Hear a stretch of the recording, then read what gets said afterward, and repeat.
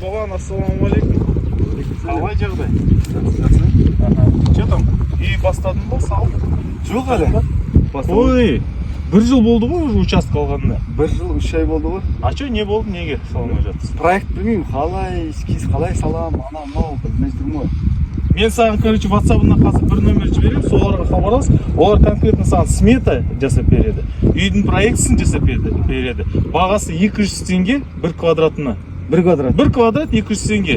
Конкретно саған бір проект жасап береді. 3 квадрат 300 теңге алады. 600 теңге ғана алады. 5 квадрат үй салсаң 600 теңге ғана алады. Конкретно. И солар, короче, конкретно саған санап береді, қанша ақшаң кетеді сол бір үй салуға. Смета жасап береді. Смета бәрін жасап береді ғой проект. Сол 200 теңге. Иә, 200 теңге ғана. Конкретно сен отвечаешь. Я отвечаю. Мен өзім солай салдым ғой үйді. Сол номерге хабарласасың. Все, осы жерге сала салып. Иә, осы жерге салып. Все, давай.